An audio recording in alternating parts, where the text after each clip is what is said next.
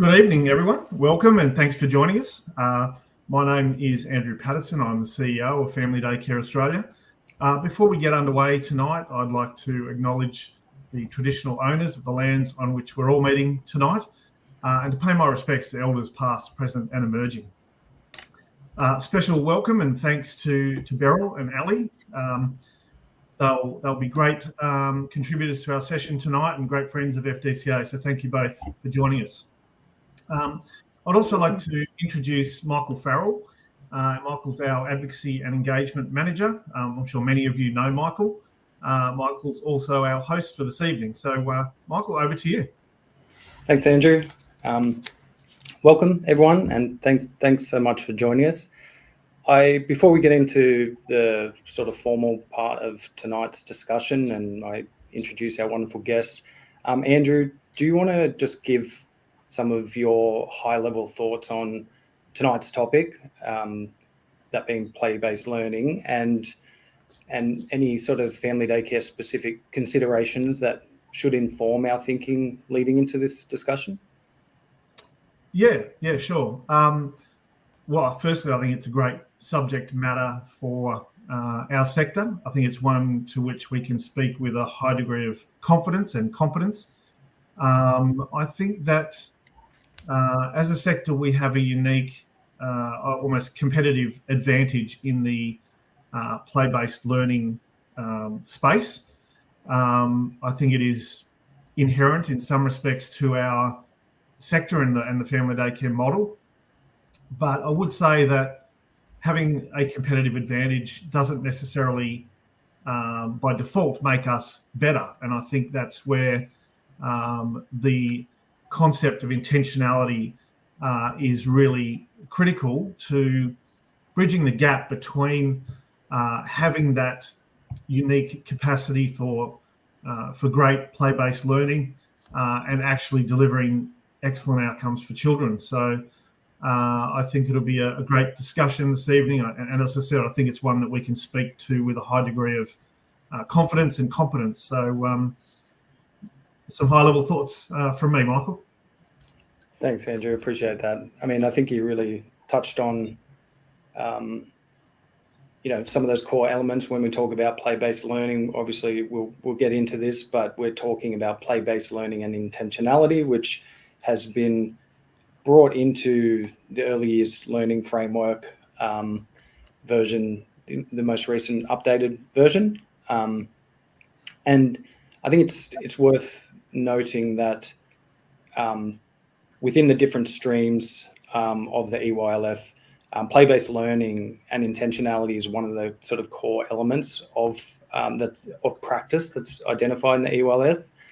And I think it's also worth noting that it's embedded in the broader sort of legislative structural framework in the NQS.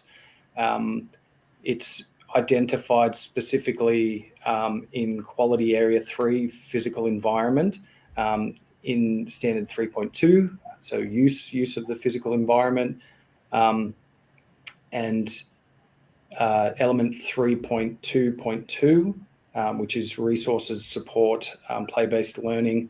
Though I do think it's interesting, and we'll touch on this more as the night we get into the session. I think it's quite interesting that it's only identified in Quality Area 3, which relates to the physical environment, and it's not specifically in Quality Area 1 educational program and practice. So before we dive into sort of more of the detail around that, I should introduce our guests. Thank you as well to everyone that's joined us tonight and given up your time to take part. I must remind everyone that these sessions are interactive, so if you have a question during the night, be sure to add it to the comments on our Facebook or YouTube stream. So in tonight's episode, we have two wonderful guests joining us on the panel who are very passionate about this topic. Our first guest spent 10 years working in the finance industry before starting her own family daycare business in 1986. and in 2012 opened the Nature Alliance Family Daycare Service with business partner Sue Robertson. So I'd like to now introduce the owner of the 2023 FDCA National Service of the Year Award, Nature Alliance Family Daycare, Beryl Mort. Beryl, thanks for joining us. Thank you, Michael. Yes, apart from my small bio that I had about my working life, I guess the foundations come from where I was as a kid, and that was on the farm, brought up on 200 acres, minimal toys, plenty of space, and plenty of opportunities to get into mischief, to explore, to be curious, learn how to problem solve, and have a go at things. And Dad would always, I can remember, just walk past, and he would never ever help me do stuff. He'd always just look over your shoulder and say, "You'll work it out." And Mum was a person who would say to you, if at first you don't succeed, try again. And it gave me a great foundation to be persistent, and resilient. I think this is where it has really come from. And this has been through my environment. Having a couple of 100 acres, fruit trees, locust trees, apricot trees, trees that I could climb, creeks that I could play in, dams that I could swim in. It was all really, and having a shed full of tools that I could go in there and nick the tools at my choice whenever I needed. It was the environment that played a huge part in my upbringing, and that is why I guess I am so damn passionate about what we provide for children to give them the best possible start that we possibly can. So that's where I come from, and that's why I'm so passionate about this topic. Yeah, I was about to ask you to, you should tell us more about yourself, but I think there was, I love that you went back to your, fundamental foundations from your own childhood that sort of laid the path ahead for clearly the strong values that you have, that are reflected in the work that you do and the service that you run. So thank you so much. I'm sure you'll touch on more of those details as we go. Was there anything you wanted to mention about, just before we get into it, about Nature Alliance specifically? And I think you touched on some of the elements that might be the foundation of the philosophy of Nature Alliance, but do you want to just mention anything about the service specifically? I think for Sue and I, we were both born up in rural areas in the southwest of WA, and we both had quite similar childhoods. We didn't have toys. We had the environment that we interacted with, and we could see that children were getting wrapped in cotton wool. And there was always that element of, oh, you can't do that. You've got to do it this way. You've got to do it some other way. There was a multitude of plastic that was being introduced into services, and it was driving us nuts, basically. And we needed an alternative where children could be children. And that's our tagline. We want children to be able to think for themselves, nut stuff out, not be told what to do. And it was probably through more of frustration to a certain degree that we could see that things were needing to be done different. This is going back 12 years because there was a big push down, and it was decided that we would just do a little bit of pushing back and let children be children. So that's how Nature Alliance came about. Very much about nature-based play, being out in the open spaces, and learning to respect nature, learning to be sustainable, minimal footprint. All of these things come into our philosophy and what we stand for. And that's because we believe in it so strongly. I think that's why we have been so successful. That's awesome. That tagline, let children be children, is fantastic and really speaks to why you're joining us tonight. So thank you so much, Beryl. Yes. I'll now introduce our next guest, who's been teaching in Australia and overseas for more than 25 years, and this year commenced her 8th year as a family daycare educator. She's also the owner of the early childhood intervention and play therapy business Thrive with Ali Flemming. So Ali, from North Metro Family Daycare in South Australia. Thanks for joining us. You're welcome, Michael. Thank you for having me. I guess I come into family daycare with having the privilege of being a user of family daycare. My parents used family daycare for me as a young child, so that would have been possibly, I don't want to think how many years ago they used it, I won't say. And I use family daycare for my children, so I come from a parent's perspective of using family daycare. And once I got my teaching degree and was working out in preschools and schools, I was thinking, gosh, working 50, 60 hours a week is really not the best balance for me and my young family. And so I thought, what can I do? What's a better way to run the curriculum that I would like to run with the authenticity that I would like to run it? And family daycare was the key for me. So that has been a real privilege to cycle back through using family daycare for myself as a child, using it with my children, and being a provider myself has been a beautiful journey. It's fantastic. It's, there's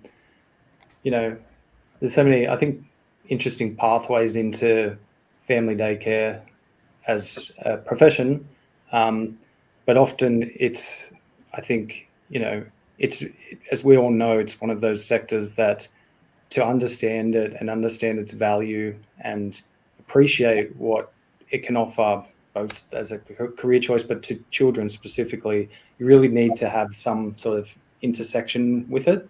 We know it's a sort of word of mouth sector, and it's great that you went through that journey from being in family daycare and being a user of family daycare, and then doing your degree, and then actually realizing that it's a great option for you. So thank you so much to you both again. As we mentioned, tonight's topic is play-based learning, though more accurately we would say play-based learning and intentionality. And of course, we won't be able to cover all aspects of the subject tonight. We'll try and address some of the key concepts related to the subject, both sort of broadly and through a family daycare lens. We all know it's very well documented that play-based learning is a fundamental approach in early childhood education, and is recognised in a range of different ways for its significant role in fostering children's holistic development.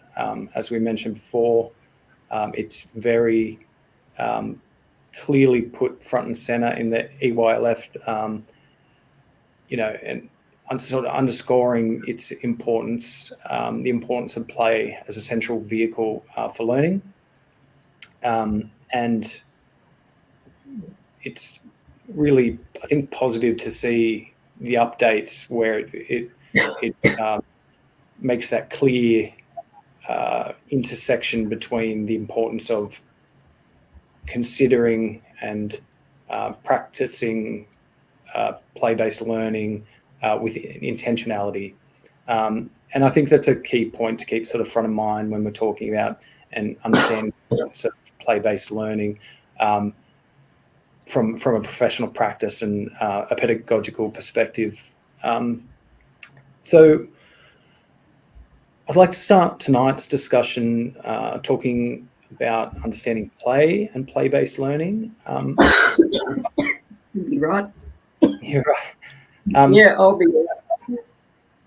Beryl, did you want to start us off by giving your thoughts around the importance of play in ECEC and more broadly, and talking about the different types of play? I guess noting that there's a difference between types of play and stages of play, and I think we'll talk shortly about what the stages of play aspect. But do you mind giving us your thoughts in that area? Yeah, not a problem. Thanks for that. Play is children's work, and play really only starts when adults stop telling children what to do, how to do it. This might sound a little controversial, but I think we really need to look at how we provide for children as far as the resources, the provocation, and when the intentionality comes into it, it's what we are wanting the children to get out of it. not what we're wanting to get out of it, but what we are wanting the children to get out of it. So the intentionality has to be not the outcome for us as to what we want to achieve. It's what we want the child to learn along the way, as well as possibly maybe an outcome at the end of it, that they might be able to pick up new skills or have a better understanding of something. But the intentionality is very key point, is that it's about the journey. It's not just about the end result. And sometimes I think we can get lost in that. But play is the fundamental. This is where things start. This is where how children learn.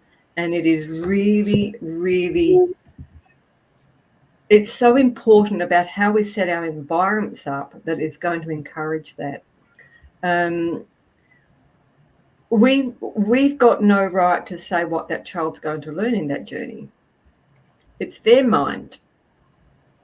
And what one person or one child sees is, I'm going to do such and such with that. Another child is going to do something completely different. So you are going to get very different outcomes depending on what the child's interests are. So it comes back to how you set your environment up as to what you're going to stimulate the child to learn. So that's where the intentionality comes in. It's about the resources that you're providing as to what outcomes you're going to get. So if you've got the right resources for ages and stages, you will naturally lead the children to that intentional teaching that you were probably wanting to get the outcome for, but you've allowed them to take you on the journey to get there. So, and it's also about, I think, showing respect for the children as being competent and capable, because they will get there without you giving them any input.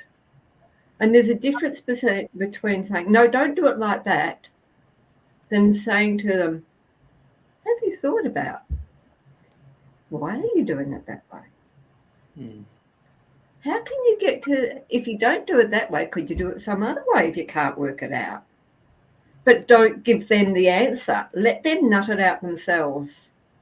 And that really just starts to tease things out, and it opens up play to be looked at in varying ways and covering all of the STEM areas without really even thinking about it.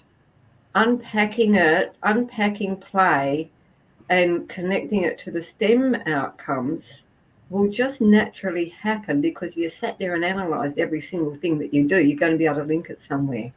But by having that whole thing of allowing for time for them to go back and try again, we're not just jumping in there and saying, right, we're going to get it, we need to have it done, and we need to have it done now. Self-gratification is what you get out of that. You do not get patience, you do not get persistence, and you do not get resilience. So my big thing is to be able to have the environment set right and slow things down so that they've got processing time, because little people all process at different rates. And we've got a lot of little people out there who could be on the spectrum, could have additional needs. They're going to process differently to how other children process. So slow things down and really look at what the children are getting out of whatever it is that you've set up in your environment, so that they can go on the journey. They might, and you can see the social and emotional development that comes in with it, because they might be helping one of their mates, or they might have to wait for the baby to catch up. It just depends on what you're doing and how you're doing it. The good thing with family daycare is we can get children out into the environment and use the environment, not just the premises that we're in. And this is one of the big advantages for family daycare, because, we can use the community as our resource as well. And I think, if you had a child locking somebody like me up into a childcare centre, I would have been up over the fence and gone. There is no way known that I would have been staying in those same walls every day. And I think we've also got to keep sight of that with the amount of red tape that family daycare has got to contend, that it is impinging on the ability for children to play. And we've got to be very mindful of that and just give a little nudge back and say, look, we are restricting children to what they can experience, what they can learn from, how they can do things, because we've got to have 15 million risk assessments in place and parent authorisations, which is fine, but it has taken the spontaneity out of being able to say, yep, we can go down the creek, we can go and catch tadpoles, put them, look after them, see if they turn into frogs. So there's a lot of elements of play that we have got the opportunity to be able to do better, more broadly, more community focused than what a lot of other services have. We probably don't sell ourselves enough about how play does have a great bearing on children's learning, because there's always that little word just. Oh, they're just playing. What learning is occurring? When a parent comes along and says that they're just playing, just say, well, they might be engineers. They might, it could be that they're actually mathematicians in a way that they're actually putting all those things together there like that, and they're making areas bigger or smaller or whatever. There's always some way that we can relate it to things like that. So in all the stages of play and all the different types of play, we can always link it to some portion of STEM. And I think it's really important that we acknowledge the different age groups that we have, the mixed age groups that we have, where children can learn from one another. So we've got a lot of peer play as well. So having our environment as the key, and whatever you have got in your environment and how you use that and how you set that up is going to make a huge difference. One of the things that I think is really important is to understand that play starts from birth. You can put a bubba out on a mat under a tree and watch the leaves blow, or watch the leaves just move. This is brain wiring that's starting. You might not see that as play, but it is. It's learning opportunities for little people. So it's just having that really solitary play that happens from birth, they're key moments in a child's life. They learn more in the first couple of years of their life than they will in the rest of their life. So the things that you're not going to be able to achieve huge outcomes all in one hit. You might have to do it in stages and lead up to it. But that's that time thing that we all are very time poor. But it's also really, really important that we slow things down and allow children to take the lead. And it might mean that one thing is going to be going on and on and on and on for a great length of time. So be purposeful in what you're doing in your environment and you will get the desired outcomes. Be creative in what you are using, so that you can bring the creative play, you can bring the imaginative play in for the older ones, and the cooperative play. And of course we've got the parallel play, which is with your little 2-year-olds. And by the jingies, your 2-year-olds are the ones who are going to teach you the most. I always say to people, when I worked in inclusion, when I sort of had a gap between my 10 years of being a family daycare educator, and then I went into inclusion, and then it was a case of getting back into the administration side of things. So I think I've probably done every aspect of family daycare that you could possibly do, including being a parent user as well, like Ali was. So having things slowed down and doing it in stages, because we might set the bar up there, but they only want to go that far today. So really slow things down and chop it in little bits by little bit. And you will get far better outcomes when you really allow children to take the lead and do it at their own pace. And if that means putting a sign up saying work in progress, because they are not going to let you put their construction away, or put them in the playpen so that the little roller bolsters that come along and take things, smash things down, can't get at it. But that is also showing respect for their child's creation, and it is also showing that they are worthy. So these are a couple of little things that if respect doesn't get taught, respect is shown and they learn from that. So if we do not show respect to them, they are not going to show respect to anybody else. So you have to be very careful about what you're doing and how you're doing it, because they are going to learn by what you are doing and how you do it. And if you're just going to gather their creation up and stuff it back into the box, what has that told them? That their play and their work is not worth a cracker.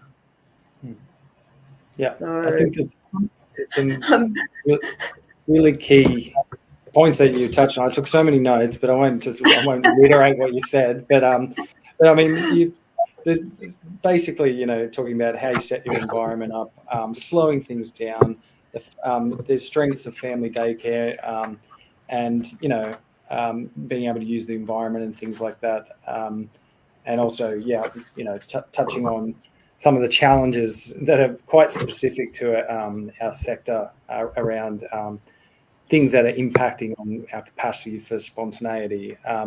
So we sort of started getting into the discussion around the stages of play. So Ali, do you want to give us your thoughts around the topic as a whole? So like in terms of the importance of play, your thoughts around types of play or stages of play, and why having a good understanding of the concept and the potential for outcomes, but also being, like Beryl said, purposeful about understanding the journey. Do you want to just give us some insights into your thoughts around that?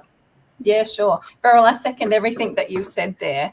And I also view all children as competent users of the world and love to provide spaces where they can explore risk. Risky play is my most favourite thing. And, you use the term of, jobs and work. I think that's really vital that we use those terms with our children, because for them, their play is work. Not the context that we think of work. Oh gosh, it's a hard day. We've had a hard day at work, but it is purposeful, and they love doing purposeful things. I have the privilege of having about 30, 40 fruit trees at our home property. We've got chooks and lizards and, the menagerie of animals that we have. And the kids get to see this cyclic nature of supporting, feeding the animals, and then the animals, feces going to the trees, and then harvesting the fruit, and then making that into, whether it be milkshakes or picking your afternoon tea, and talking about that journey, Beryl. It's not about the outcome. It's this beautiful journey that you take together with your students, and that connection is key. And in the context of play, like our family daycare group exclusively uses public transport. So we catch buses, trains, trams. Today, for example, we were at the zoo, and it meant that we could have a day where the children explored different leadership opportunities. What's our group plan? What's our individual plan? How can we work out who goes first? So there's this beautiful negotiation that happens on this journey that we take children. And we have this privilege to be part of that journey. And I think we should bring with that curiosity and positivity around how we can support our learners to further their ideas. So again, it's not about our ideas and where we want the learning to go. It's about how can I support your plan to come into fruition? That's so exciting. What's your plan? How can I help you? What do you need? And we get into this beautiful facilitator role where it's the child driving their learning. We are, I guess, at the end of the day, the boss. We're in charge. If an accident happens, for example, we are legally, and morally responsible. But it's children are the problem solvers, and we get to have this beautiful role of saying, how can we solve this problem? How can you solve this problem? I wonder, using all this language, again, like you said, we don't tell children how to solve problems. The obstacle is actually the way. The problem, like we want our children to be fantastic problem solvers, and if we keep on telling them the answers, they can't actually learn to solve that problem themselves. So Yeah. I just get totally excited about play, and every single day is different. And I love that autonomy to say to my students, what do you want to do today? Like I mentioned to Michael and Andrew in the beginning, I have an extensive permission lists that we do at the beginning of the year. I like to forecast and say, okay, where do I want this journey to go this year? What kind of environments will I want to take my students in? And I get all those permissions ready. And yes, there's some random non-routine excursions that pop in there. But today, for example, playgroup got cancelled last minute. So I said to the group, what do you guys want to do? And they said the zoo. So we hopped on the bus and off we went to the zoo, and we had the whole day at the zoo. We had rest, right by the monkeys. We could hear the monkeys, the Siamang monkeys making their sounds. And family daycare creates that opportunity for us to to provide the learning journey for the kids. So, yes. Great. You talked about the stages of play, Michael, and I guess, a lot of family daycare providers take children from 6 weeks, I believe, up until really, some children are in their 6th year before they start school, but we can have students up until 13. So we've got, there's a plethora of stages, but I guess the unoccupied play is the 0 to 3 months where they're just exploring their body. That they don't need anybody to necessarily entertain them. They're looking at their fingers. They're working out how their body works. Solitary play is that next stage where they might be able to grab things, hold things, give things a shake, a bit of cause and effect. That's up until about 2 years. And then they start to get interested in other people and what other people are doing. And so they do lots of this looking behaviour where they're watching what other children are doing and thinking, oh, okay, that might be something that I'd like to do too. And then it's the parallel play. So if you can imagine, I have a lot of sensory trays. I think that sensory play is a must in any environment. I know some people don't use food resources. I choose to use food resources. So I use a lot of seed from the fodder store, for example, so that if it goes on the ground, it can grow. And then, it can be a whole different project altogether. But I use a lot of lentils as well. So in a tough tray, if you can imagine, parallel play is 2 students playing next to each other. They're playing their own independent game. They're exploring cause and effect themselves, but they're just next to each other, just standing in that space, sharing some energy, and the next is the associative play. So they might be playing with the same resources, and I guess that's probably the key age that we have, is that 3 to 4 years where they haven't gone off to preschool yet. They're learning how to be alongside others, and then it comes with cooperative play. It might be, well, I'm having a turn with the spoon at the moment, but this little person wants a spoon, spoon too. So then that's when the negotiation starts. And I think as educators, we really need to facilitate that. We might notice and broadcast things like, it looks like little Johnny might like a turn with the spoon. I wonder, how we could do that. So it's not about expecting sharing at all, but it's about sometimes turn taking as well. Oh, it looks like you've had quite a long turn with that. I wonder when it would be this little person's turn. And so it's that facilitating of relationships, which I take great pleasure in doing too.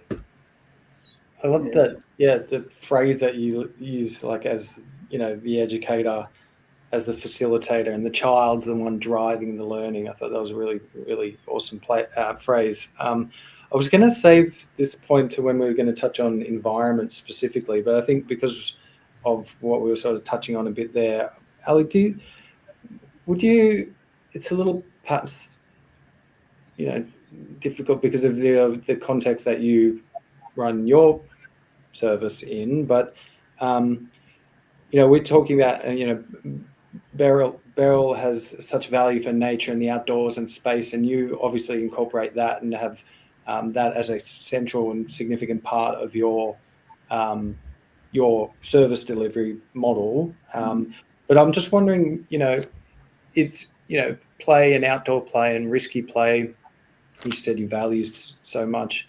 But what about for those educators that don't have those easily, or they don't have them on hand necessarily? Do we have any sort of tips about how to think about getting those opportunities for children, for educators that might not have those immediately accessible, wonderful natural environments, or they don't have a large property and things like that? What are your thoughts on that? look, I guess, I'm talking about in South Australia, but obviously other states have got beautiful natural, wildlife reserves.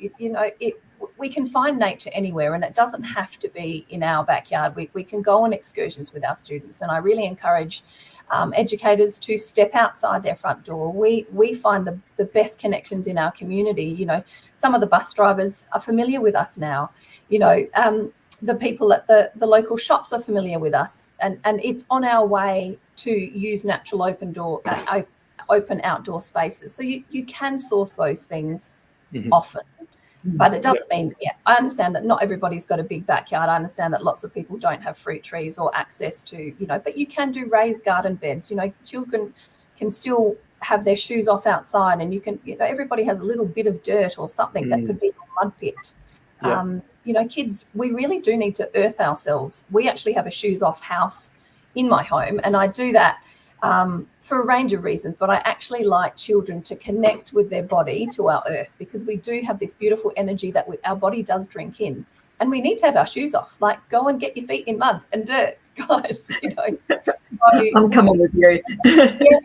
And not indifferent to Beryl, I was raised on a 5-acre property, and so I have this real connection with nature and climbing and risk taking, and and I think we've got to think about, in our home setting, we have to have a risk assessment for things that are over a particular height.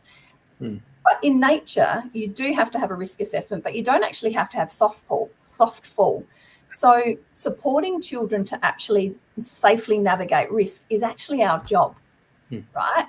And the fact that we can actually do a risk assessment but then not communicate any of that risk to the children, I think is quite worrisome in a context of, so legally we can do a risk assessment, but we don't have to communicate how that works to kids. But we need to do this dynamic risk assessment with the children as well, of going, I can see that looks like a fantastic climbing tree. However, I'm feeling concerned about this, or what are your thoughts about how we might do that in a safe way? Would it be safe to jump from that branch? What's your body telling you? And I guess this comes back to this beautiful message of interoception, like this brain-body connect that I think is just so vital that we teach our children. Instead of saying, that's too high, I don't think you should jump. Like inside we might be going, that's too high, please don't jump. That's a lot of paperwork. But we want to be able to say to the children, what's your body saying? Remember, if you go up that high, I won't be able to help you down. So have a think about whether you think you can manage that independently, what you're thinking. And again, when we keep checking back in with kids around what's their thinking, what's their plan, or I can see you've gone really high, what's your plan now? Right? And if you got up there, I'm not coming up to get you. You're going to have to work out how to get down. Absolutely. And this is, again, letting the children take the lead. Yeah. Children are very, very good at risk assessing themselves. And really the only time that you've got to really, really, really be mindful is if you've got a little one that is following a bigger one and they haven't done the risk assessment, they're just following. And but if you've got the 3-year-olds there, generally they are pretty damn good at doing their own risk assessments. And it's like they're going to say, I'm not going up there, or you go up first, and then the other one sort of will think about it. He'll do a little bit more assessing of what has gone on before they decide, well, I'll give it a go. And you might go up 5 steps and say, nah, not doing it. Next time you come back there, it might be 7 steps. So you'll see the scaffolding occur in their learning as that confidence grows. And it's important that we allow them to go on that journey because, what does Piaget say? Every time we do something for a child, we're taking away their opportunity to do it and succeed at it forever. It's gone. And so if you've got somebody, sometimes this drives me insane when I see people that will hang on to a child as they're walking along a log. If they cannot walk along the log by themselves independently, they shouldn't be walking on the log. Somebody has just taken that opportunity away for that child to march across the log, get to the other side and say, wow, look at me, look what I've done. Little chest puffs up and they're as proud as punch. But the adult has been there and taken that opportunity away if you hold their hand. So really think about your involvement in their play, and how you can manage them so that they may, look, let's face it, if they fall off the log, they're going to graze their knees or whatever. I can't remember if I had any years where I didn't have grazed knees. Skin grows back pretty quick. It doesn't really matter if we have a few little bits that happen to children along the way where they might have a small injury. They will learn from that. And we can't take that away from them either, because as they get bigger and they're put in an adverse situation, if they haven't had a little bit of a risk that's come unstuck along the way and it's gone, oh my God, I don't want to do that again, and then they're offered substances and stuff like that, this brain wiring that's occurred when they have been risk assessing in their early formative years just might be strong enough up there to say, no, not doing that. So again, by us hopping in and doing things for them, we are taking away the opportunity for that brain to be wired so that in later years, they have got some foundations in place. A lot of children have not got those foundations in place because it's either been done for them, or they're not given the opportunity, or they've said, no, that's too dangerous, or it makes too much mess, or it's too this, or it's too that. All that the child wants to do is play and learn. So we have to really protect those fundamentals for children, because otherwise we are just chopping out chunks of learning opportunities and the natural development that will occur by having those experiences. So really, environment is key, and how we do it and how we go about it is very, very important for our little people. And we have got the greatest opportunity to use the environment, but on the inside of any home, you can still use resources that are open-ended. You can still put sheets over tables and make cubbies. You can use pegs to hook the ends together. There's a whole raft of natural play experiences that can occur open-ended in a family home that the children will learn so much from. And so you don't have to have, you can bring the resources into the home. You don't necessarily have to take them bush to get it. Go and collect them on the weekend. Bring the nuts and all the seed pods and all the open-ended stuff in if you haven't got the opportunity to take them out. And I respect that some people don't want to drive or don't have a vehicle. You use public transport. Some people haven't got the confidence. It's also about the age group that you've got. So there's all different dynamics that most educators will come across at some stage in that process where they can't go out a lot. Some people have, 2 or 3, 3-year-olds, or they've started off as bubs and they've gone all the way through, and then you start off back with bubs. So sometimes it's a little bit more difficult for people in certain situations, but the resources can still come into the house. You don't always have to go out and get them. It's just what you're prepared to do with those resources, how you're going to set it up, and create curiosity. Don't give them all the resources all at once. Have a few bits missing. Let them make decisions as to how they're going to work around it. Do crazy stuff to instill some curiosity. Classic one of those is give them a beanbag to roll down a pipe instead of a ball. Beanbags don't roll, but let them work out how it's going to get down the other end. You don't know what they're going to do. They might go and get the broom. They might go and get something else. They might stuff everything else down till it comes out the end. But it's that provocation and that curiosity and that problem solving and all of those sorts of things that you can do anywhere, inside, outside. But it's how you use your resources that's going to get the outcomes for children. So it's key. Yeah, we could go on forever, Mike. You're going to have to. You're going to have your work. I know that. But it's just such a stimulating conversation, I guess, and it really speaks to the fact there is so much to consider in having an understanding of the importance of play-based learning, and we could go on forever because there's just such, in what appears, I guess, in the first instance to be such a simple concept, has so much complexity to it.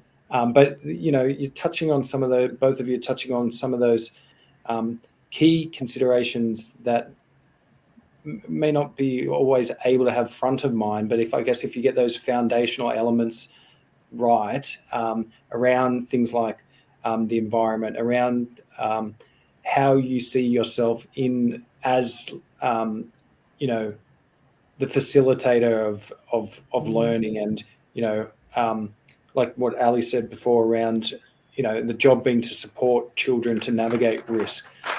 There is so much to unpack, I guess, with such a simple concept. And I think we'll move on to our next topic, because we're sort of already, we're jumping in and out of it anyway.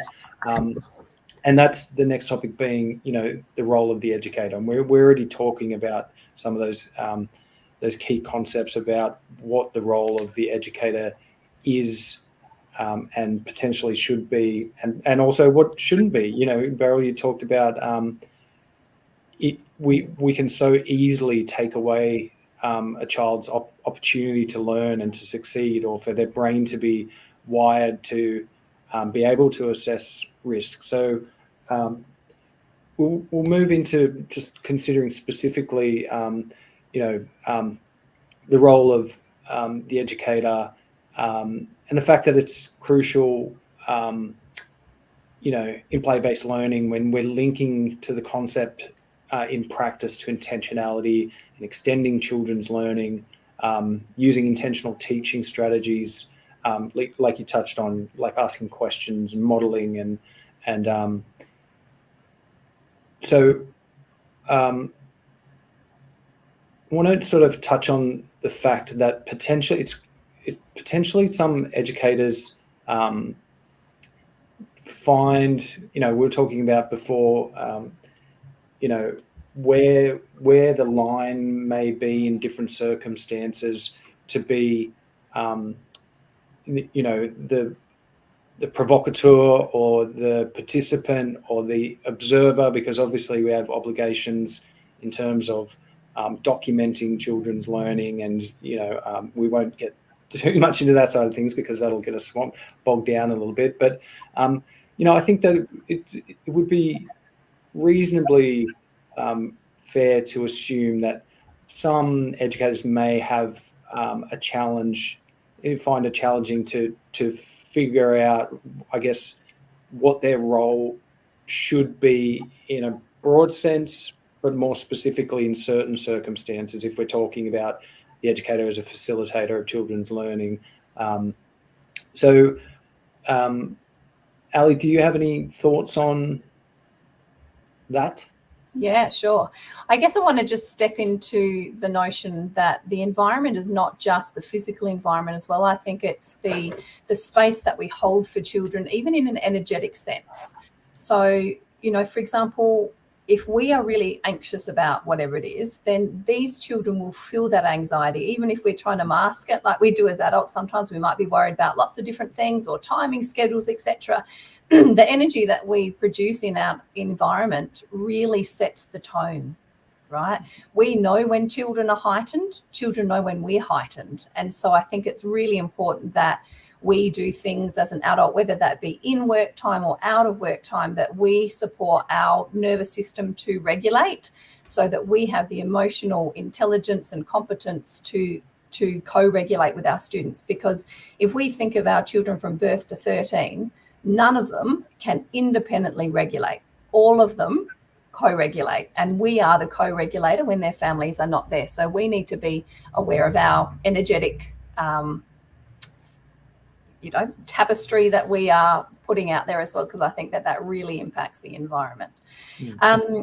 Now, talking about the roles of educators, I really love this, and I noticed that when I see other educators, at different play groups and different classes that we might engage in the community, that there's lots of observing behaviour going on. And sometimes I think that's because when we are at home playing with our students, that we are in it, we're in the mix, we're so immersed that we don't have the opportunity to necessarily step back, because we keep getting drawn back into the play. So I think sometimes it's really nice to go into different environments where the children are doing their own thing in a various way. But they move together in a pack. So it might be that you are the most familiar, or the group is the most familiar thing in a foreign environment.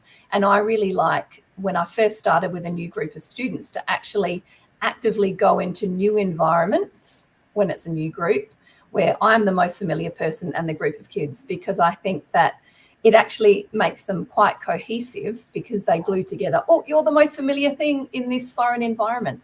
And I think I'm going totally off topic, but I think that that's really important to consider, that when it's new kids, don't think, oh, I can't go out for 6 months while we all get to know one another. Actually get out there, because I think that's a functional part of what I do, and I really love to do that. So but getting back to the actual topic, talking about observing, it's really lovely to step back out of the play to observe our children, and even to see how those dynamics have changed over time.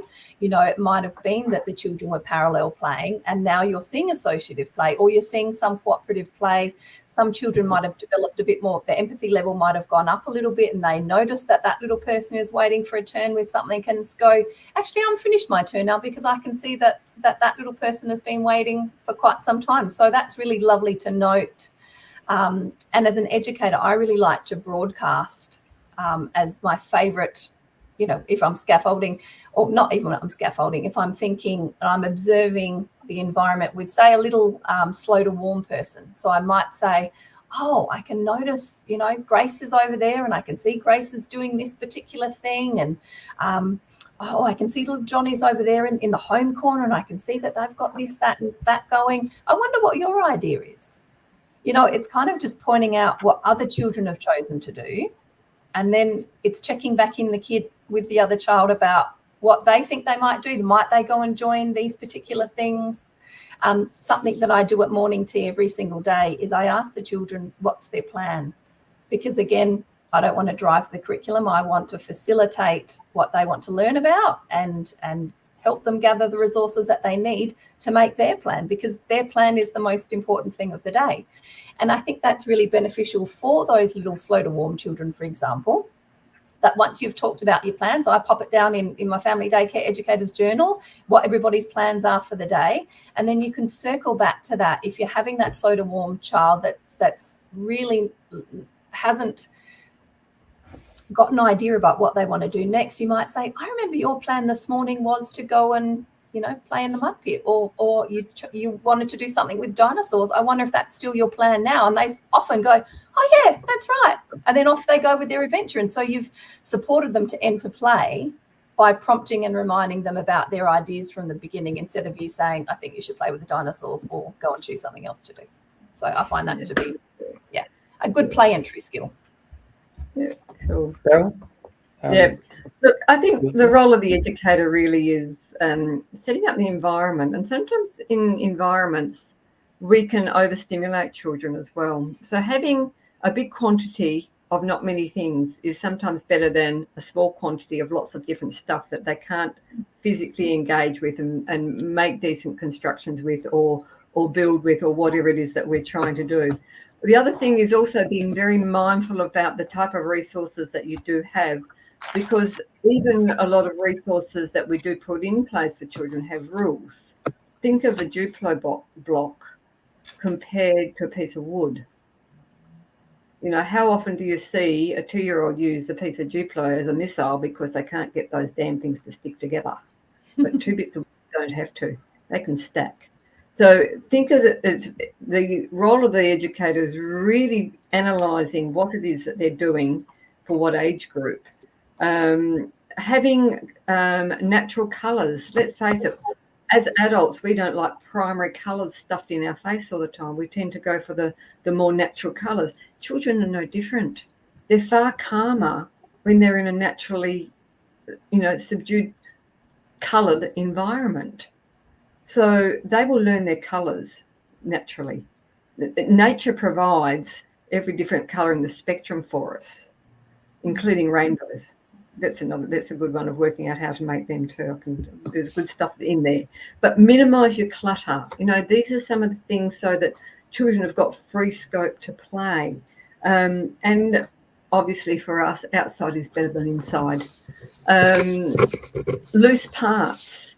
Having lots of different loose parts, and having real things for them to play with: nuts, bolts, washers, screws, screwdrivers, hammers, nails. Real things. You can get small varieties of all of these things that children will play with. Teach them to respect them because you've given them something that is real. Teach them to respect them because they are real. They're not just pretend junk. We respect that you're going to play with them appropriately. You are going to have to manage it because there could be a few fingers that might get also hit with these, but they will go back and they will have another go. So, it might be, whittling tools, caterpillars, whittling tools, very therapeutic for little boys to sit there and whittle the bark off sticks. There's bits of fabric, needles and thread, cotton wool, string, open-ended resources that you can have in tinker boxes. It might be old clocks that you give the children a couple of screwdrivers to pull apart, get the springs and the washers out of them. All of these sorts of things with loose parts can be done both inside and outside. And protect what they are doing as being a work in progress. Also include the arts. Make sure that they've got access to books. Make sure that they've got access to music. There's all of these things that can be done by the educator in or outside. So I know we'd prefer to be out in the bush chasing, running up and down logs and climbing trees and things like that. But there's also the finer side of things. Sometimes the weather plays a big part in this, and we can say, yeah, there's no such thing as bad weather. We can dress appropriately. But sometimes being put inside and learning some of the finer details of things is a natural way of learning as well. So, I wasn't only climbing trees when I was a little tacker. I was learning how to sew, knit, crochet, put things together, cook. All of these are skills that you take along with you. So cooking experiences with the children are great science learning opportunities. And these are some of the simple things that we sometimes take for granted as to what the educator is doing, why they're doing it, how they're doing it, and the outcome that it is having for the little people that we've got, in our care. So I think people and educators, if they understand the value of play, and then they can actually link that to the outcomes, link it to the STEM concepts, they can then demonstrate the value of that play to the parents through their documentation or just word of mouth. And if a parent comes along and says that they're just playing, you will jump down on them and say, no, they're actually little architects today. Or they are little engineers today. No, they're mathematicians. Look at the fine art that they've created. It might look like something hideous, but I tell you what, I've seen some pretty out there artwork in some of the best galleries in the world. It's a perception that we have on what they have done, but we do not judge. We encourage. We actually give them the confidence to have another go again. We build their self-esteem and we build resilience. These things you cannot take home in their bag. But by the jingies, there's a lot of learning that goes on when we are doing all of these things through conversation, through teaching them the process of negotiation, like what Ali said, 2-year-olds, they teach you something, but because what's yours is mine and what's mine's my own, and you've got to negotiate how you're going to get around this so this poor old Freddie's got something to play with.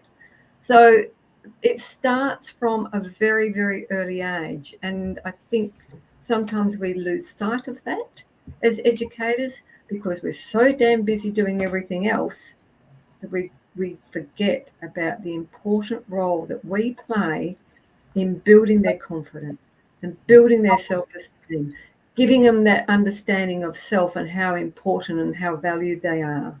And that is why family daycare educators who bond with this little group of children are crucial in these children's development and what they go on and do in years to come. So never underestimate the role that you do, and be damn proud of what you do. So I could go on forever, Mark, but you probably want to chop me off. Beryl, but I will have to unfortunately cut you off at some occasions tonight. But I mean, I really think something that stands out to me, and I want to look. You're already sort of taking us to our next question, and I'll ask that in a moment and give it to Ali, and then we'll loop back around to you. But something that really stands out, and I think it's from a practice perspective, from something that you said, is to understand the value of play and then linking it to STEM outcomes, and that we'll probably touch on that again when we talk about the importance of parents or guardians understanding play-based learning and why that's important as an important part of a family daycare educator's role as well. But for me, that's a really good concept to keep front of mind from both a practice perspective, because you can use that as a fundamental framework, I guess, by which you can yourself see the value of yourself as an educator, see the value of play-based learning, and it gives you a pathway to or a framework by which to, I guess, pursue both support the journey and pursue those outcomes that we're talking about, and linking it to a very specific system. And I also just want to, something you said before, Ali, around that I think that stood out to me, that I'd not really considered in exactly this way before. But when you said you started off saying the environment is not just about the physical environment; it's also about the educator's energy, and that's so true. I mean, all of us, whether children or adults, the energy of someone in a particular mood or that's going through tough times, or it affects everything around them, and thus the environment itself. And I like that the phrase they use, that there's an energetic tapestry that sort of permeates any given environment. So that was a really and your tip around new environments with new groups, and the educator becoming the most familiar thing, and it's a tool, it's a technique by which you can bring people together. And also, Ali, talking about you in morning tea, you say, what's your plan? You ask the children what's their plan. And that's so great at keeping the child at the center of what we do, and is supporting the pathway into whatever play-based scenario is going to happen for that day. But then you're utilizing that to define aspects of the program for the day. So I thought there was just really great concepts just in those little snapshots. But I took too many notes. But anyway, what we sort of started touching on, and we have touched on throughout the discussion, is clearly about a high quality play-based environment, and what that looks like. So Ali, I'll go to you first. What are your thoughts around, we've already talked about some of this, but a high quality play-based environment, what might it look like for educators? And again, what's important? What is the value of the natural environment? And as Beryl sort of touched on before, the real resources. Can you give us some insights into your thoughts there? Sure. I think it's essential to be organised as an educator, and have resources organised, and have children have the autonomy to access almost 100% of your resources. For example, you might see these cupboard doors that I've got behind me here.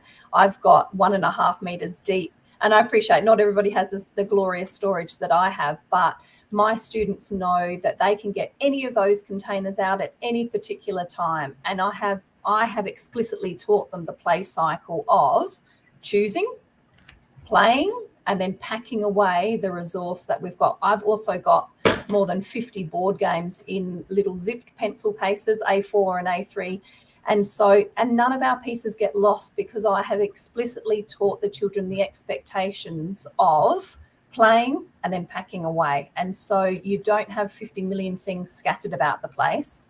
And like Beryl was saying, I love loose parts, and loose part play can also take up a lot of space and headspace because there's little bits everywhere and things like that. So I have a range of, loose part containers, but then there's kind of a pot of treasures that we might get out to use in whatever way.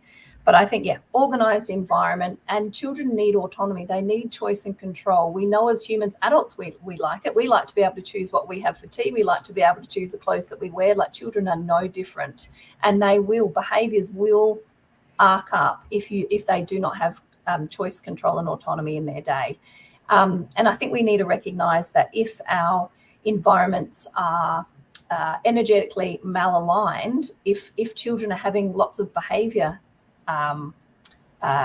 outbursts, how can we shape the environment? How can we shape our interactions within the environment? It's not about fixing the kid. It's not about that behavior is communicating something about how we are behaving or what the environment is providing for them or not providing for them, and what can we do to change it. It's not about the child changing.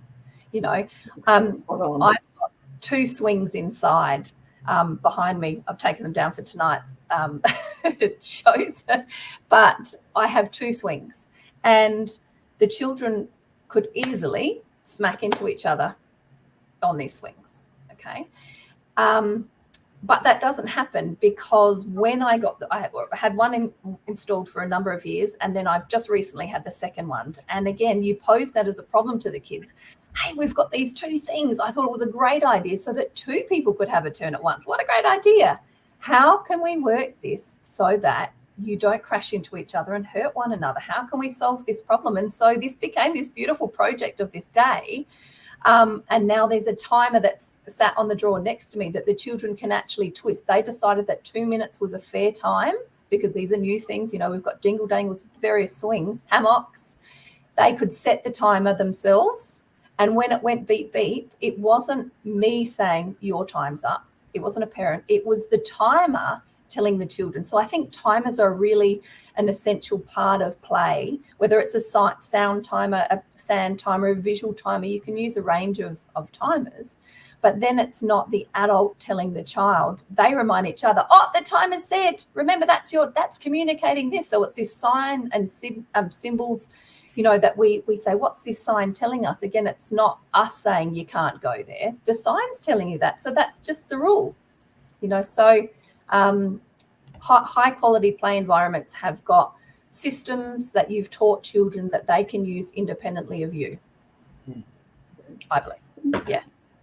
I think the other thing too, Ellie, in what you're saying is in systems, and also I think there's that the understanding of the child's development and what they need at that time. And I always try and explain to parents and educators that, the control that you have around the environment and around children is like a lucky band. It gives a bit this way and it gives a bit that way. And eventually, we let it expand. We push the boundaries, we push the rules, but it always comes back to where they feel safe and secure. And that sort of environment, the emotional side of your environment will do that if we have it set up right. If we've problem solved, if we've looked at what's there and how we're going to use it with the children, that is giving them the understanding of what's going on in their world.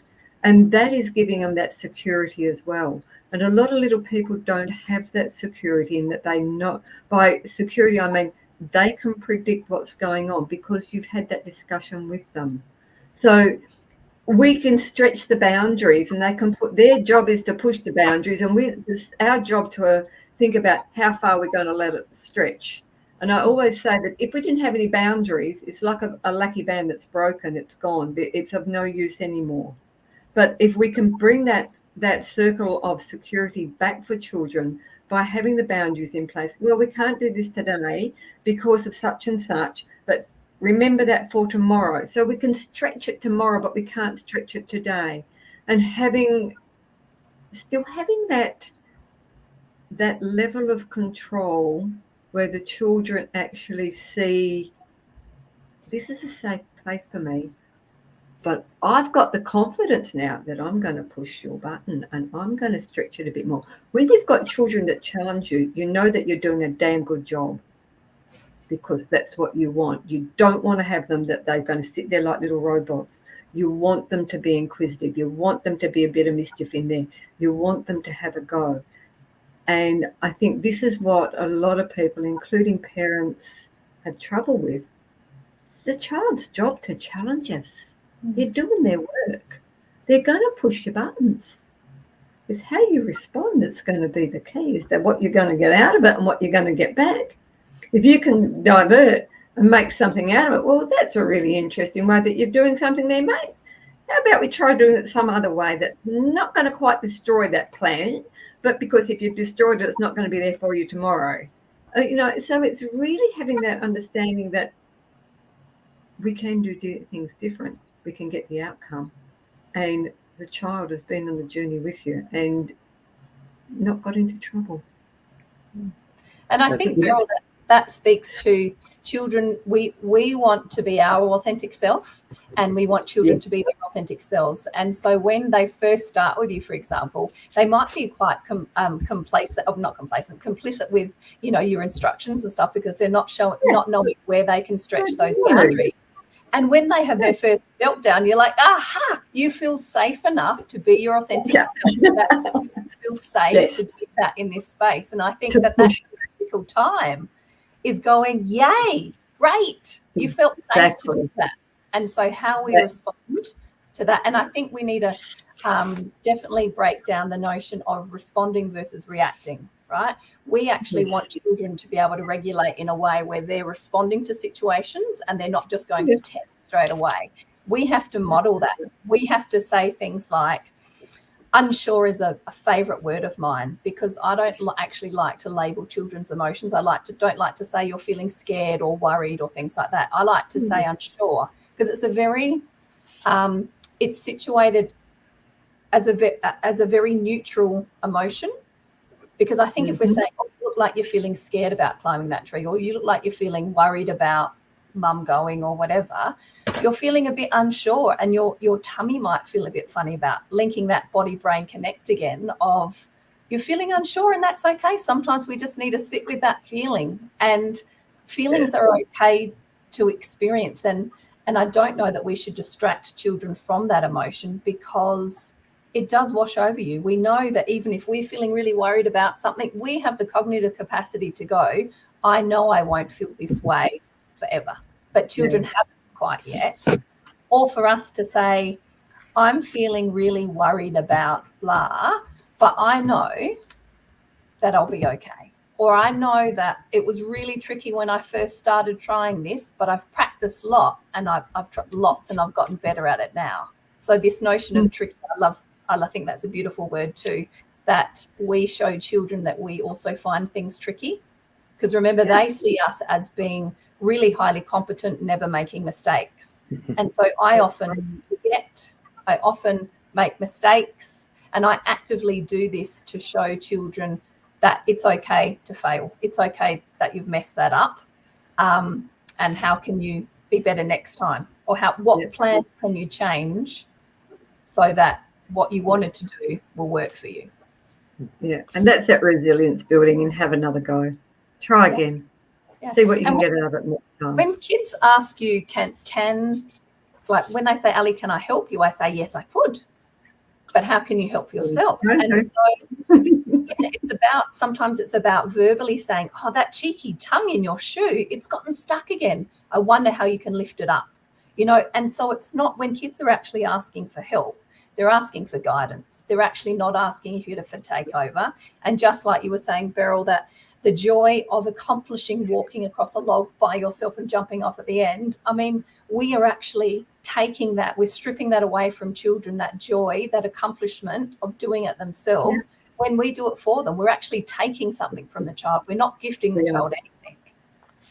Yeah, yes, you're dead right there, Ali. That's something that time poor people do forget these things, and it's one of those things that slow down, smell the roses, and enjoy what the children are doing. See the joy in their eyes when they have achieved something, and take that in the heart that I've allowed them to do that. I've allowed them to achieve that. I've facilitated that.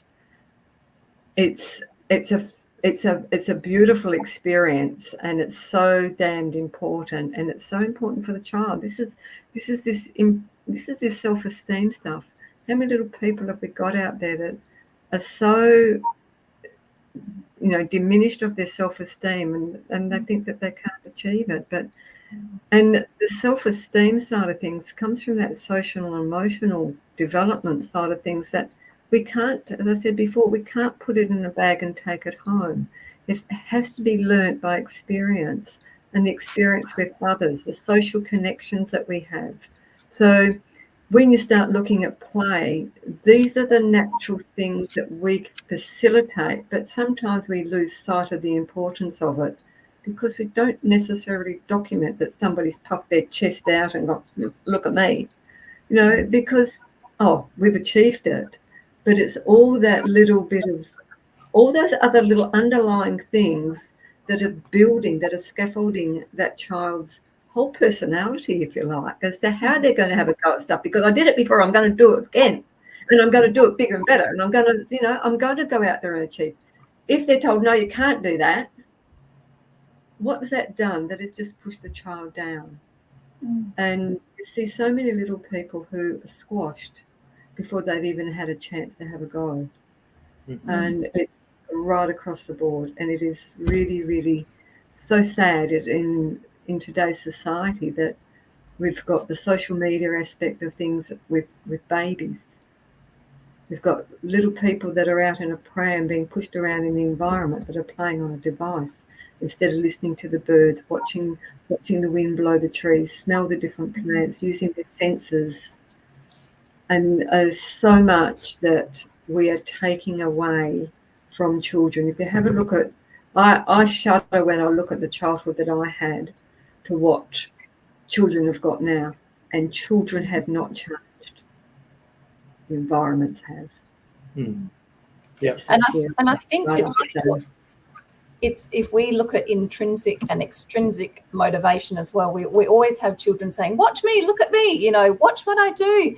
And even, I know there was a question about how to incorporate things about play and art and messy play and all those kinds of things. And I thought I'd speak to that in, children will often say to me, do you like my painting? And actually, whether I like it or not is irrelevant. So I often say to children, well, do you like your painting? And they say, yes. And I say, well, you should be really proud of yourself because, again, it's whether I like it or not. And if I was to say, for example, actually, no, I don't really like the colours that you've used. It's not important whether I like or not. And in conjunction with art and their work, we needed to be checking in with children. Can I write your name on your work? If they're younger, obviously. But, would you like me to write your thoughts on top of your work, or should we do that on another piece of paper? So we can't, we would get very cross, I'm sure, if somebody just hijacked our computer and started typing things or our work, they started writing things they didn't check with us. Like, it's not our work. We have to check. We have to, model the consent. We have to model the respectful interactions in the language that we're using. It's just so vital. And I find that if I broadcast comments like, I notice the way you, et cetera, with my students a lot, and even with each other, I noticed the way that Ruby just helped Piper. She noticed Piper couldn't work this out. And so instead of taking over, she checked, did you want some help, Piper? I think that's a beautiful thing as well, that helping doesn't mean doing.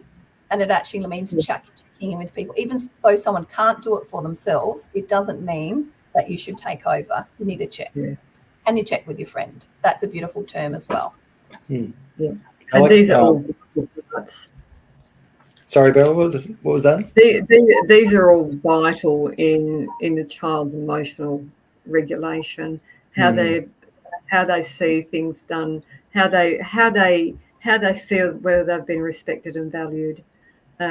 So all of this that we do, which is not related to that thing that we've set up there for the children to play with, the other things that come with it sometimes can be equally, if not more important, because we've got that in the palm of our hand to actually use as a tool for further development of that social and emotional well-being of that child. And sometimes that one gets lost quite easily. Yeah. So, and that's a big one for parents too. That's a real big one for parents, to get the understanding that this social and emotional stuff, they played really well today, they did this and this.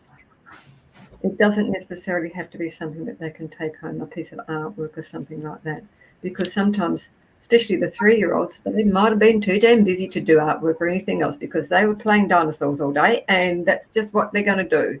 And that's okay.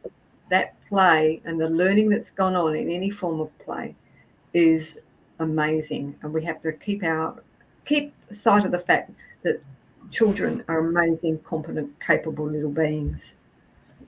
And I think that it's okay, we are a group environment and we do work within a group context, but sometimes children don't want to play with anybody else. Sometimes they want to be on their own. And so I think that it's really important that we provide those spaces that are for one child at a time, and the children know that. And sometimes whether I use cushions or seating options around some of the things that we might have, normally dictates how many children can be in that space, because it might be a new resource, for example, that every single person wants to play with it at the same time, but there's not enough space. And I actually don't allow other children to watch so for example, if there's a new experience, say it's a happy tap experience, or it's a hammering experience, for example, I only like to have 2 children doing that at one time, so that it can be a heavily scaffolded if required, certainly a supervised activity.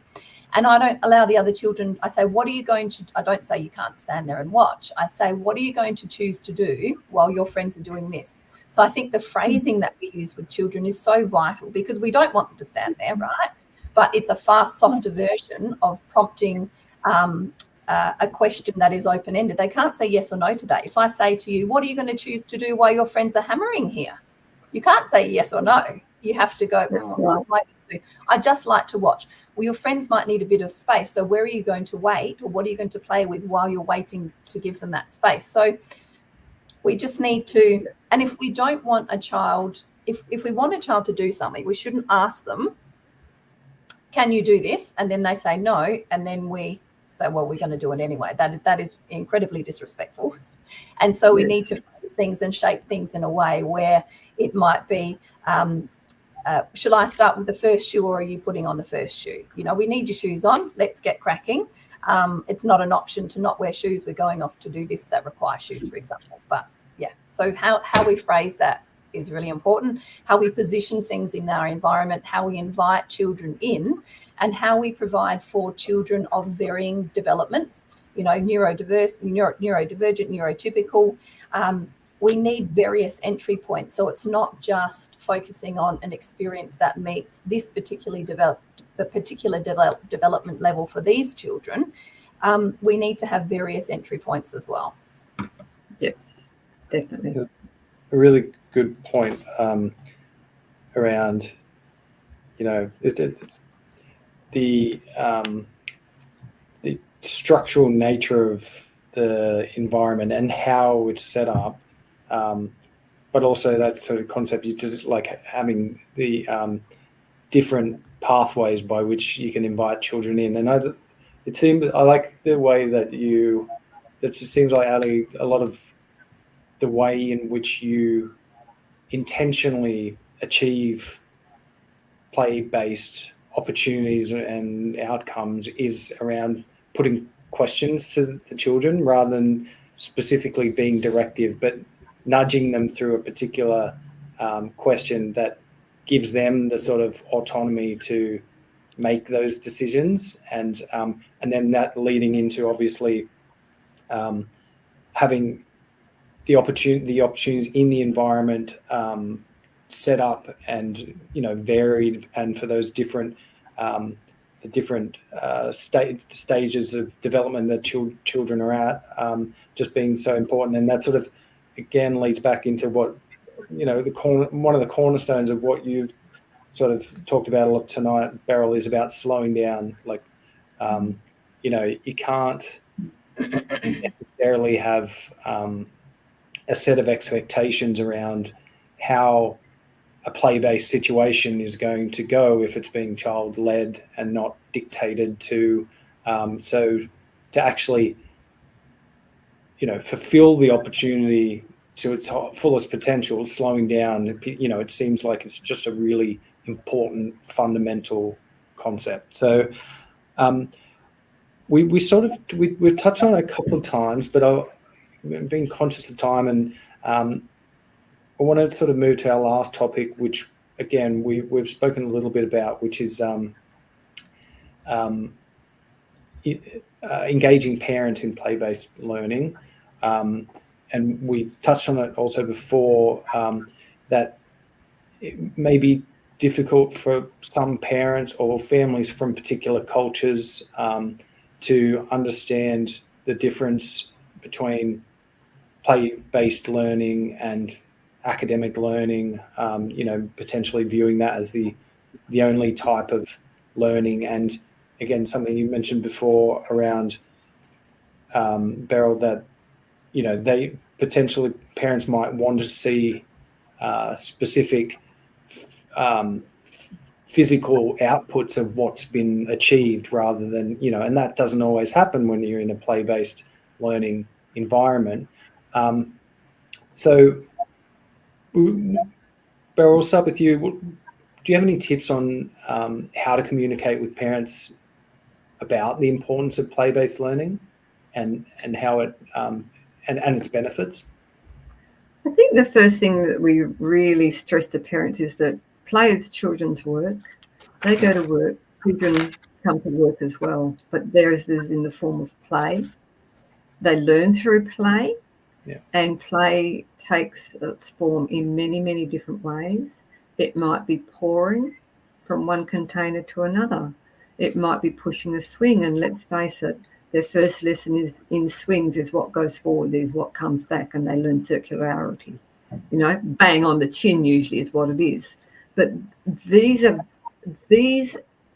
all these types of play, we can actually say to somebody who is maybe wanting their child to be seen as the academic, we can actually link these to the academic outcomes. They're doing the mathematics, they're doing physics.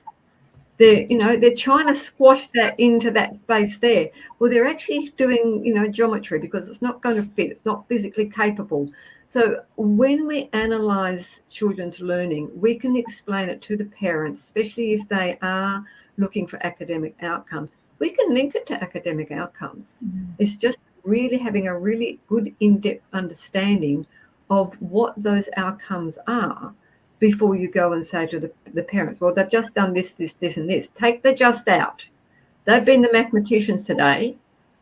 They have been the engineers today. They have been the artists today. So as soon as you start using the terminology that the parents relate with, they're going to stand back and think, well, my child's pretty smart, aren't they? They're doing, they're doing their maths today. They're doing this today. They're doing that today. Well, yes, they are. And do not forget the social and emotional skills that they're going to need to be able to communicate with other people. They're going to be able to converse. They're going to be able to have an understanding of other people's feelings. All of those things come through equally, if not far more important in the formative years, because if they don't get in the formative years, they're never going to get it.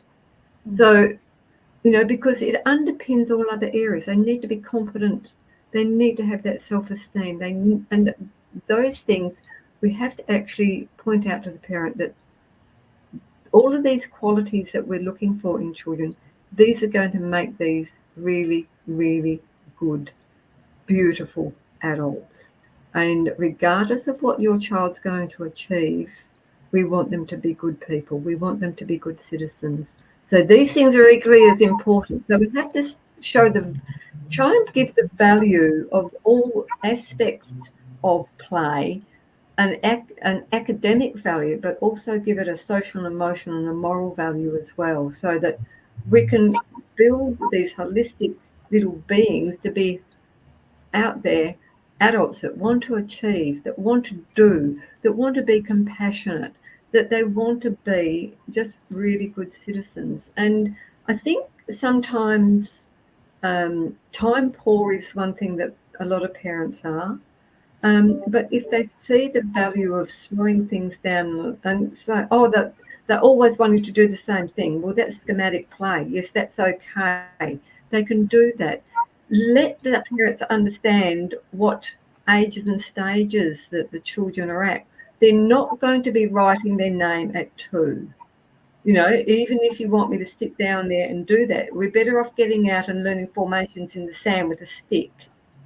So teaching the parents that it's okay what they're doing at this age and stage, and they're showing really great signs in this, and sometimes it's a little bit of they've done this, they haven't quite got there with that, but I know that with a bit of help they're going to get there, or a few more opportunities they're going to get there to do this. So you can sort of see how you can relate what they're doing and their pathways that they're taking with the parents, so that they can, parents will take it on board when they know that their children are doing really, really well. And we can see the good things in every single thing that a child does. Because if your environment's right, the outcomes are going to be there. The journey that they go on and the pace of that journey will vary, but they will get there, giving them the opportunity. So, yeah, I think working with parents can be tricky. I think the hardest part that a lot of educators have is that they don't see parents taking a lot of notice of their children and what they have documented and how they have documented it, and the amount of time they have put in to setting up their environment for the children. They don't see that they themselves are valued. And I think it's I think a little bit more of this understanding as to what we are trying to achieve probably needs to be put out there for parents as well, because sometimes educators forget to sing their own achievements. Look what I've managed to get this child. Look what opportunities I've given this child to actually gain skills in this area or that area, or appreciate this, or whatever it might be. I think sometimes the educators themselves forget to take a look in the mirror and say how damn good they are as well. And that in itself is really important for parents to be made to just think a little bit more about what you do and how you do it. So sometimes it doesn't hurt to say, your child's achieved this because I've given them the opportunity. What opportunity are you giving your child? Make them think as well. That sounds really naughty, I know, but I think it's just a little bit private sometimes. People Yeah, a little harsh, Beryl, but we could potentially word it in a slightly softer way. But it has to be done though, Michael. It really does, because educators get overlooked. Yeah, I think the point that you're making, well, I make a joke, but the point that you're making is so true. Educators, live and breathe and put so much into what they seek to achieve for the children in their care, and so often I'm sure that there without parents having a fundamental understanding of things like the importance of play-based learning and the amount. I mean, we could talk for hours about it, because there's so much behind it, and there's so much there's so much science behind it, and when it's done well with intentionality, it's certainly not seen. If there's no physical output for the day, for example, and it's not necessarily reflected in the documentation that parents might receive, no matter how sophisticated it is.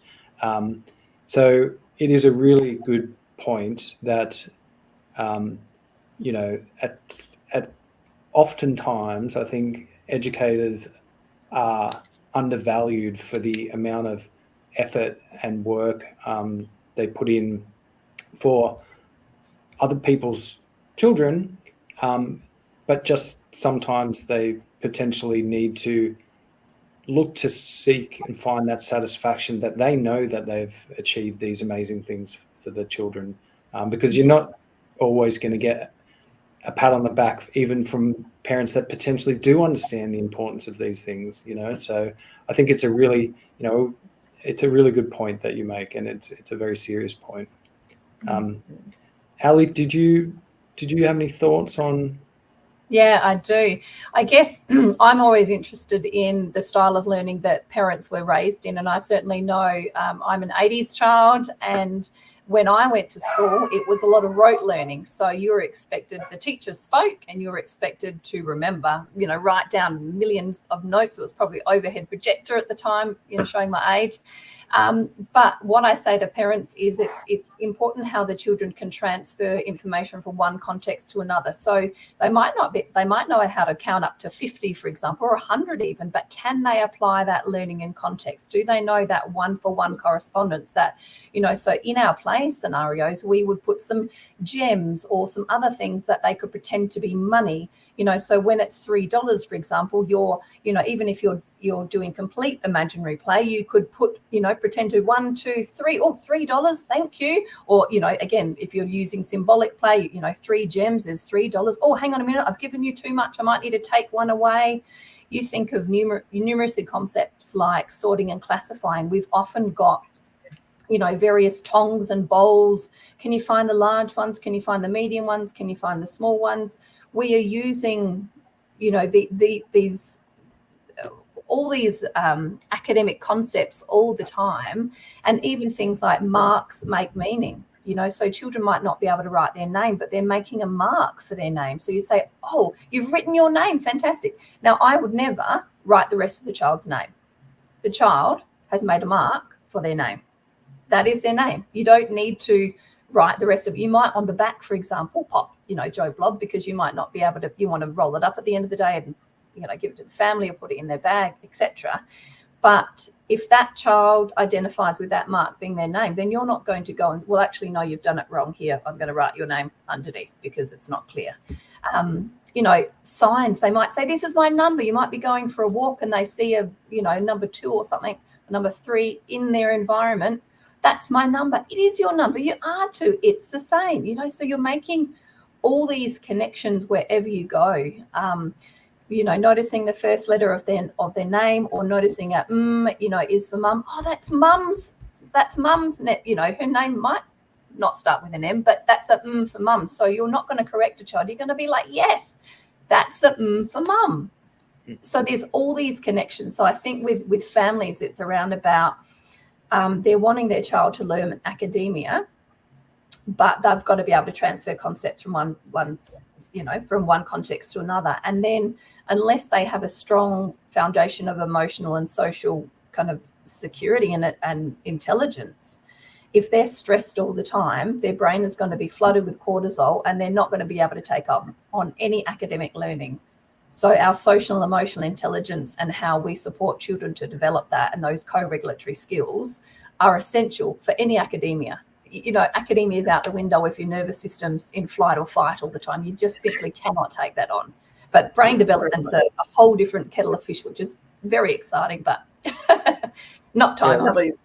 Yeah, I don't think we have time for that today. But I think it's a good concept, I think, to keep that can inform not just I guess those potential conversations with parents, whether around the difference between play-based learning and what's academic learning and the actual correlation between the two of them. But it's a really good point that from a practice point of view, keeping front of mind that providing for, I guess, as you said, having a strong foundation, social, emotional, in that space, but providing for opportunities that allow for the play-based learning in a particular area, that they can transfer the concept or the skill or the particular information into different contexts, because that's so true, and goes back to what we spoke about earlier around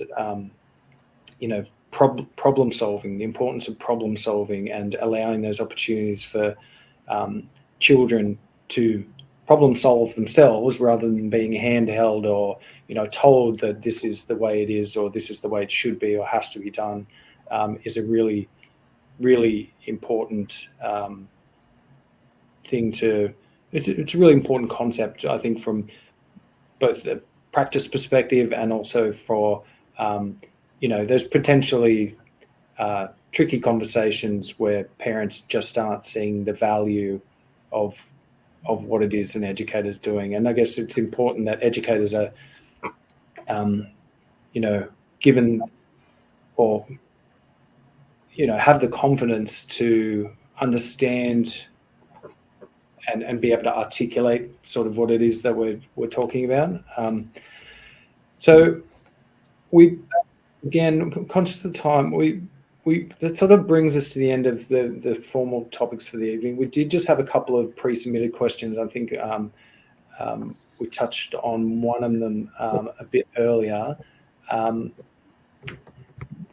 Our first question is from Emma, who's a coordinator in New South Wales, and Emma asks, how can I guide educators, both established and new, in effectively facilitating, supporting a play-based environment within the family daycare service? I mean, that is pretty much, it's a very broad question, but I think, facilitating and supporting a play-based environment, that's what we're really sort of talking about here. Do you have any thoughts on that? I think that, I'm sorry, Bill.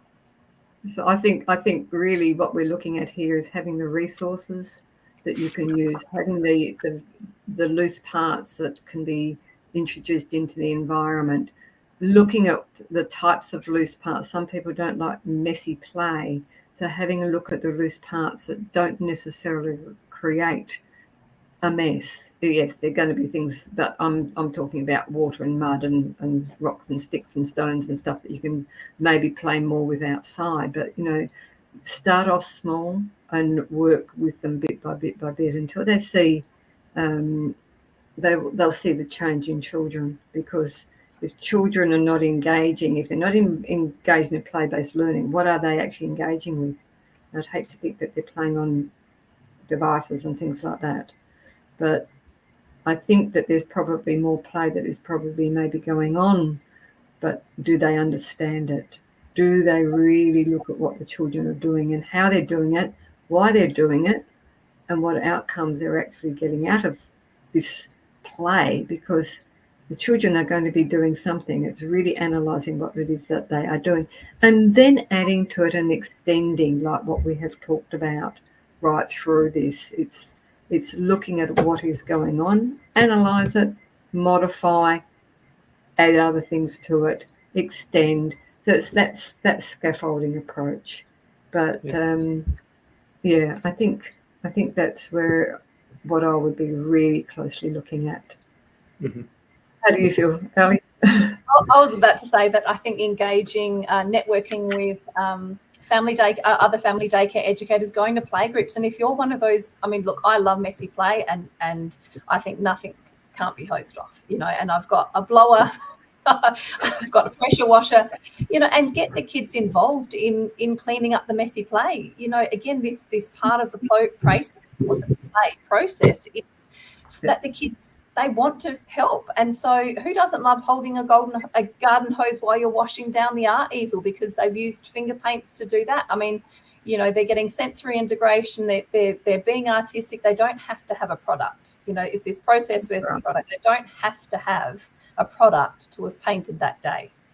Right. And so, and again, if you're an educator that steers away from doing that messy play, join play groups that do, and that can be your messy play for the day. Go and do the things that you want to do at home that you're comfortable doing in your space, and for whatever reason, go do those things at home, but at least expose the children to those other things.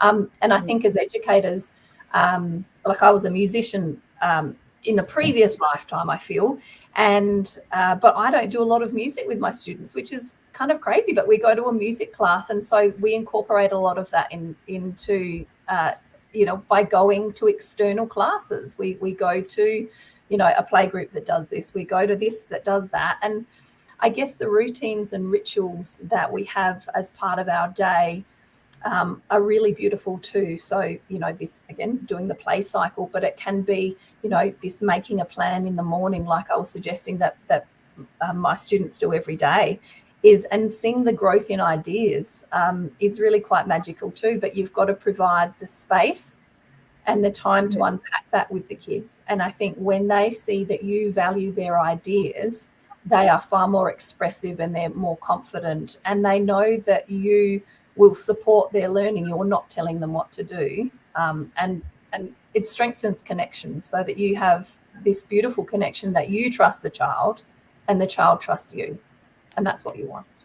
I think, it's, point around networking with other educators, but really also equally important, I guess, leveraging the what we spoke about right at the start, leveraging the strength and flexibility of family daycare and in the capacity to go out into the community and to go to external classes, and the fact that the strength of having that small group that it doesn't have to be a excursion that's organized weeks in advance to have one specific outing for and there won't be another one for another term or something like that. It's, to me, seems like really looking to the opportunities that the model of family daycare itself provides for, and utilizing it is important. So we had one more question from Alex, who's an educator in Victoria, and I think we touched on it before. Alex said, I struggle with introducing play-based learning into art activities and often default to structured teacher-instructed projects. How can I balance this to allow the infants and babies in my care to freely express themselves, especially when they tend to make a mess or try to eat the paint? Don't give them paint. Paint that they can eat. Give them paint they can eat, exactly. They can eat, yeah. And I think it really does come down to the values that the educator holds around mess. And again, you can clean mess up. Happen. And it's going to happen. But I think we do need to challenge our own biases around that. What is the value for the child? But I understand that getting lots of paint out, for example, can take a long time, and the pack up takes longer than the child has immersed their experiences in there. But they don't need 5 colours to paint with. I think we think, oh, this is going to be so hard, so we don't even try it. But artistic expression can come in so many different ways, and you can incorporate those natural materials like painting with feathers. You can go and get some rosemary, and art doesn't just have to be visual art. It can be music. It can be, you're exploring your senses through your aromas. It doesn't have to be, we need to think outside. Yeah. And you can go and paint the fence. Have a bucket of water and go and paint the fence. Go and paint bark. Go and paint anything with a small bucket and a paintbrush. Attach the paintbrush to the bucket and let them go and paint things. Water's going to dry. It's not going to make a mess, but they love it. And they spray bottles, perfect. And motor control and dexterity. Yeah, exactly. Sometimes the old spray bottles are a bit hard, but the good old paintbrush and water bucket, they can go for their lives. It's it's that understanding of what art is. Drawing with a stick in the sand can be art. Take a photo of it. It's really those simple things that we again maybe gloss over and don't give value to, but we really have to unpack it and say, hang on, this is really important stuff that we're doing here. Yeah. So keep it simple, and you don't have to have, as you say, a million different colours. Put a bit of green and a bit of yellow there or something, and let them mix it together. Two colours. Put it in, if you really don't like mess, put it in a snap lock bag and let them mix it together. But there's ways that art can be done that doesn't involve mess. It still involves creativity, but the child is still learning something from it. But they don't have to have a picture to take home. Yeah. And if people worried about mess as well, I came across this beautiful thing. I haven't tried it myself because, again, I do have a blower so I can blow things off the deck, or, you know, I've got a vacuum cleaner that sucks up rice and lentils that go over the floor. It's not an issue. But if you think of a queen bed fitted sheet, and you put something in each of the corners, and you put like a tough tray or some sensory experience in the middle, for example, it's all contained. I mean, unless your children are chucking things, which they may do, but the majority of it can be contained. So there's different ways that we can, again, manage our own biases, or you know, or don't want to clean up the mess. We can contain things by thinking outside the box and leaning into new ideas. And just give things a go, lean into it. We expect our students to lean into different things. We're often, you know, saying, come on, just give it a try. The same thing needs to apply for us. Even just little simple tips that I can give people. You know, when you're in the supermarket, you know the stands that the deodorants or the shampoo come in. You've got little tiny trays. Put little tiny bits of paint into those. Use those as your actual paint pots. It's only going to be a very small amount. And it just gives them things like cotton buds, leaves, as you say, sprigs of rosemary, pine needles, those sorts of things tied together, and then just scoop the whole lot up. You don't have to wash the brushes because there's no brushes. They're natural bits that are just going to go in the bin. So watercolor paint, clean up. It's watercolor is fantastic. Exactly. So look at minimizing. If you're playing with babies, look at what you are. You're not going to give them a brush and a paint pot because they're going to pull it out. They're going to take, the lid's going to come off. It's going to go everywhere. So don't engage. Don't provide that type of resource that is going to be a headache for you. Think about it and minimize it to be something that they can manage themselves. And if they, you know, make sure your paints are non-toxic.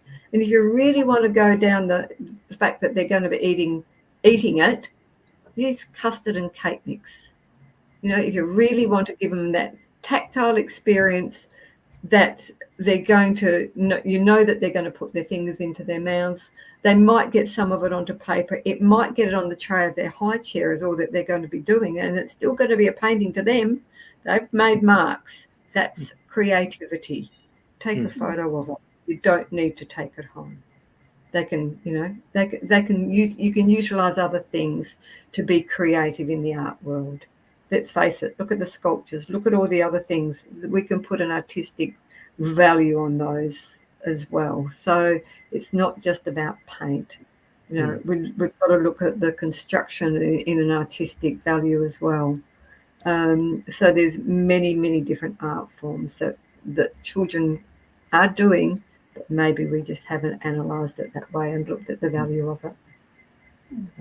I think yes. I mean, it's looking to what's, I guess, suitable, but allowing, you know, providing for opportunities that allow for freedom of expression that might have an output and might not necessarily have an output, and then just looking at the different opportunities for providing the resources and the environment to do that. Because like you said, things I remember, you know, it wasn't when my children were a little bit younger, they would literally sit on the balcony with 2 spray bottles and spray it out over the edge for, you know, for more than an hour. It was the best thing for that. It was so simple, but what it you know, the simplicity of some of those play-based opportunities, if you allow for, you know, thinking a bit differently about those loose parts and different opportunities, minimizing it for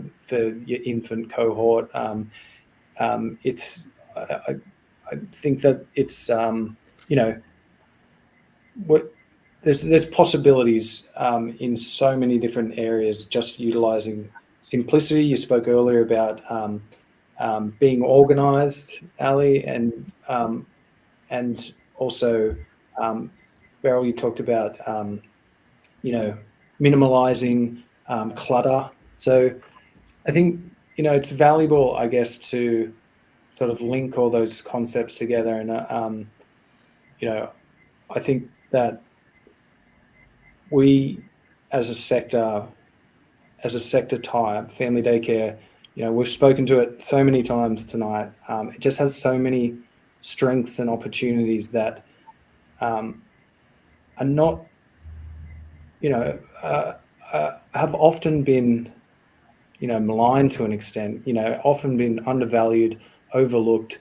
But when you drill down into it, the opportunities that our sector can provide for are just amazing. So Yes. that brings us to the end of tonight's episode, but I will just ask, is there anything that you'd both like to say to sort of wrap it up for us?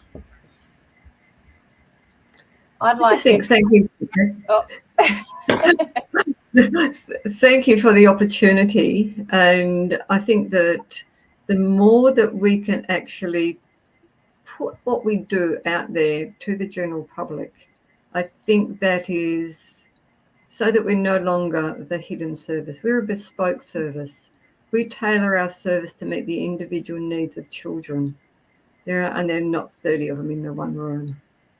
So we need to have that credit given to our sector, because I think that we offer our children a fantastic opportunity to be the best that they can. And I think that if people really analyse what they got out of family daycare, compared with long day care, where you've got children that are in the same environment day in, day out, there's a lot that can be said for family daycare. And we just need to get it out there a bit more and to gain more educators so that more children can have these outcomes. So thank you, Michael, and thank you, Family Daycare. And it's been great having you on the other end there too, Ali. I've got to come play your place. And I think it's really important for educators to approach learning and life as an educator with curiosity and compassion and enthusiasm. Every morning when I hear my students come to the front door, I let out a yoo-hoo, and I get the yoo-hoo back, and then I say something like, "It's so good to see you this morning. I've been waiting for you." Children want to be received with joy and love and light, and we need to be the providers of that, because if we're not enthusiastic about what we do, gosh, it makes for a long day, and I wake up every morning and I'm enthusiastic about my little friends coming, and we are a team with this beautiful community of learners. And I think that educators need to go out into our community more. We need to show it. We need to showcase this connection that we have with this group of children, because every time we go out, I get numerous people saying, "Oh, are they quadruplets?" Or, "Tell me about how have you? I don't know this age group." And you say, "Oh, I'm a family daycare educator," and they're like, "What's that?" And so the fact that I think that there's lots of work that needs to be done within the industry to minimise risk assessments and all those kinds of things, make it easier for educators to lean in, to say yes, and so educators are not saying, "That's one too many risk assessments that I have to do outside of hours, so I'm going to say no."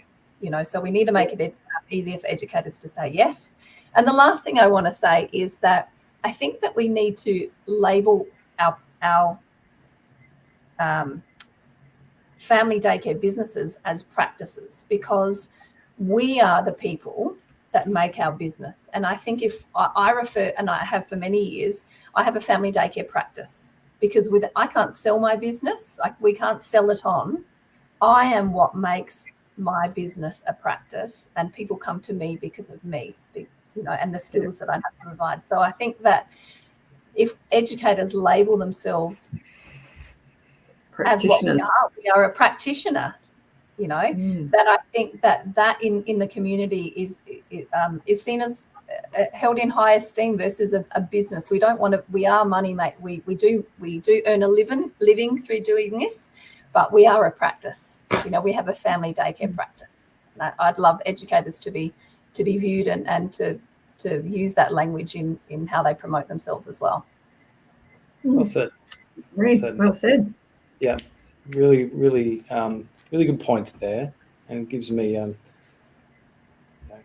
just food for thought in terms of how we, the opportunities and the manner in which we do communicate about family daycare, and it's a good point. I mean, it's always been a tricky sort of point of differentiation when you refer to the family daycare service, that being the approved service, and the educator's business is sort of, you can't say their service because that just confuses everything. But yeah, I think that's a really good point and something that we should actually consider.